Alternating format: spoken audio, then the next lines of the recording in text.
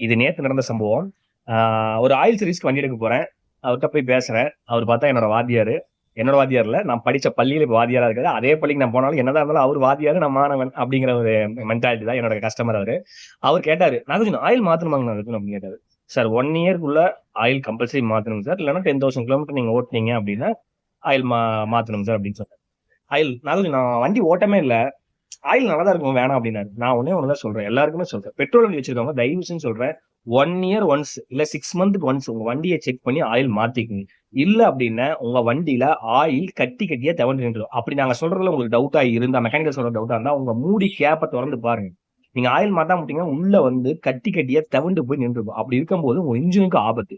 தயவு செஞ்சு சொல்றோம், வண்டிக்கு கம்பல்சரி ஆயில மாத்தி பழகுங்க. பக்கத்துல இருக்க நியர்பை இருக்கிற உங்க ஒர்க் ஷாப்புக்கு கொண்டு போய் உங்க கார செக் பண்ணிக்கங்க. இது உங்களோட நன்மைக்காக மட்டுமே.